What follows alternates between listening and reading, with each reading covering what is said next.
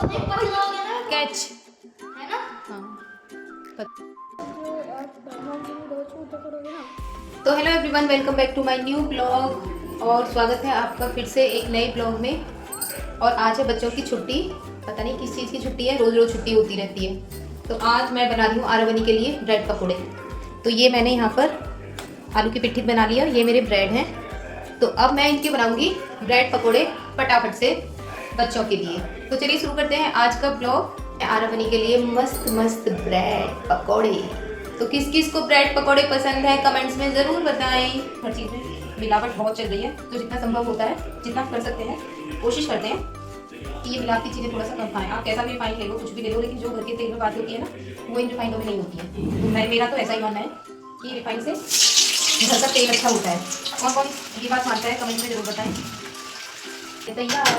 ये रहा first bread पकौड़े बच्चों की। तो मैं यहाँ पर ना थोड़े से तो बेसन वाले पकौड़े बना रही थी, ब्रेड को डिप करके जो बनाते हैं, और थोड़े से मैं बिना बेसन के बना रही थी।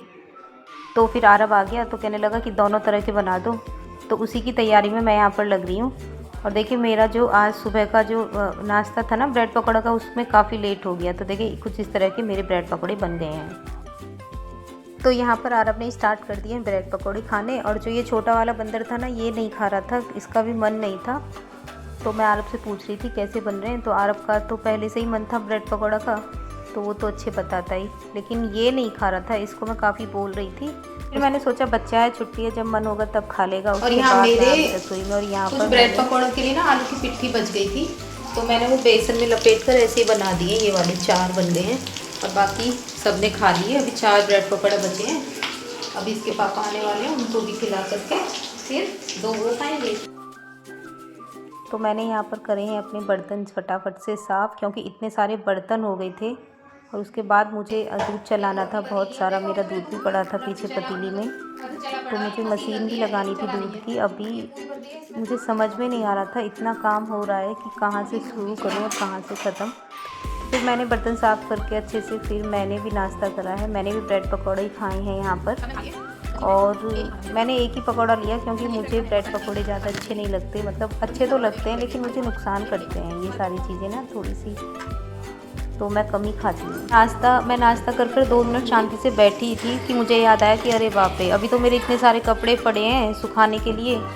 तो कल 2 दिन के कपड़े थे जो कि मुझे सुखाने थे। तो फिर यहाँ पर मैं आ गई हूँ अपने कपड़े सुखाने। उसके बाद मुझे बच्चों को भी नहलाने के लिए ले जाना था। तो फटाफट से हम हाउस वाइफों का काम इतना हो जाता है कि एक अकेला इंसान समझ नहीं पाता कि इतने सारे काम को कहाँ कहाँ कैसे कैसे मैनेज करें। आज तो मुझे इतना रोना आ रहा था, क्योंकि आज मेरी टांगों में काफ़ी दर्द हो रहा था और मेरी हेल्प कराने के लिए कोई भी नहीं था। तो मैं पहले तो इन कपड़ों को सुखा कर ना थोड़ी देर, बहुत देर तक, मतलब थोड़ी देर नहीं बहुत देर मैं रोई कि कोई भी हेल्प के लिए नहीं है। ऊपर से देखिए मेरे सोफ़े के कवर भी अभी नहीं बिछे हैं यहाँ पर। तो इतना सारा काम देखकर मैं कभी कभी ना थोड़ी सी हो जाती हूँ परेशान सी। फिर लेकिन मेरे बच्चों ने, आरवनी ने मेरी हेल्प करी। इन्होंने पूरा हॉल साफ़ करा, सोफ़े के कवर बिछाए, तो इससे भी मुझे काफ़ी मदद मिल गई। फिर मैं ऊपर चली गई बच्चों को नहलाने के लिए, अपना काम नीचे का ख़त्म करके, क्योंकि अभी मुझे दोपहर का भी खाना बनाना था, उसकी भी तैयारी करनी थी। तो जिसकी वजह से मैं इस काम को भी फटाफट ख़त्म करने की कोशिश कर रही थी।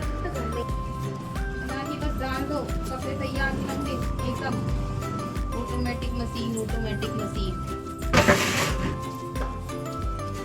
तो देखिए यहाँ ना मुझे गुस्सा आ रहा था, क्योंकि हस्बैंड बोलते हैं कि ऑटोमेटिक मशीन है, तो उसी की मैं भड़ास यहाँ पर निकाल रही हूँ। बिल्ली को भगाने गए छत पे, बिल्ली को खुद को भागने का रास्ता नहीं मिला, बिल्ली दोनों के पीछे भाग। और जैसे ही मैं इनको ऊपर नहलाने के लिए ले गई तो बिल्ली रास्ते में आ गई और उसको ऊपर भागने का रास्ता नहीं मिला, तो बिल्ली इनके पीछे ही भागने लगी। और दोनों ऊपर से नीचे इतनी फास्ट स्पीड से भाग कर आए कि दोनों हंसते हंसते लोटपोट हो रहे थे। तो यहाँ पर हम माँ बेटा काफ़ी हंस रहे थे, और बिल्ली फिर लास्ट में नीचे वाले गेट से निकल कर भाग गई थी। फिर उसके बाद मैं इन दोनों को ऊपर लेकर आई हूँ, और यहाँ पर मैंने इनको बोला कि भाई स्केटिंग वगैरह अपनी संभाल के रखो, क्योंकि इन्होंने ऊपर भी बहुत सारा काम फैला रखा था मुझे। तो मैंने फटाफट से इन दोनों का गर्म पानी मिक्स करा और इन दोनों को भेजा अंदर बाथरूम में। यहाँ पर भी दोनों का झगड़ा शुरू हो गया था, लेकिन फिर भी मैंने जैसे तैसे डांट कर इन दोनों को नहला दिया था। फिर यहाँ पर अनी हो गया नहा करके तैयार, और अभी आरब का बाथरूम में से निकलने का मन नहीं है, लेकिन मैंने बोला बेटा जल्दी निकलो क्योंकि अब मौसम चेंज हो रहा है। उसके बाद हम लोग आए हैं नीचे, और यहाँ पर आरब काफ़ी परेशान हो रहा था, तो इसने बोला कि मुझे मत दिखाओ ब्लॉग में, क्योंकि इसका बहुत सारा वर्क था जो अभी कंप्लीट नहीं हुआ था। तो मैंने इसको बोला कि मैं तुम्हारी हेल्प कर दूंगी, लेकिन उसके पहले मैं दोपहर का जो लंच है वो बना लेती हूँ। तो मैंने आज लंच में बनाई थी तोरई और रोटियाँ। तो दोपहर के लंच में मैंने बिल्कुल फ्रेश तोरई थी जो कि पड़ोस से ही आई थी उस। तो भाई मैंने बना दिया दोपहर के लिए तोरई, और अभी मैं आटा लगा के रख दूँगी, जो भी जब खाना खाएगा उसके लिए तभी बना दूँगी। और अभी इतने सारे बर्तन साफ़ करे थे, अब देखो फिर से कितने बर्तन हो गए मेरे, तो ऐसा कुछ हाल हो रहा है बर्तन। फिर मैंने फटाफट दोबारा बर्तन साफ़ करे, उसके बाद मैंने झाड़ू पोछा करा, फिर मैं और अनी के हम दोनों बच्चे लग गए यहाँ पर। अभी आलू का बनाना है ये वाला बर्गर स्कूल का। तो मेरा काम फाइनल जो ख़त्म हुआ शाम को 4 बजे। उसके बाद मैंने आरब का जो होमवर्क था वो ख़त्म कराने के लिए लग गई, और यहाँ पर ये कुछ बनाना था, इसको डक बनानी थी इस कागज़ की।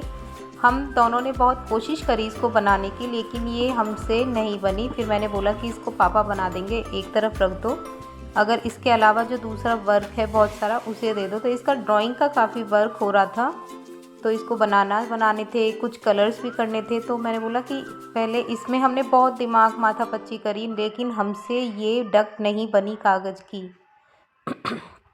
फिर उसके बाद मैंने बोला कि भाई तू ऐसा कर, इसको रख दे, तेरा जो और होमवर्क है बेटा उसको ले आओ, उसे हम ख़त्म कर देंगे, क्योंकि इस एक के चक्कर में जो मुझे थोड़ा बहुत समय मिला है वो इसमें ही चला जाएगा।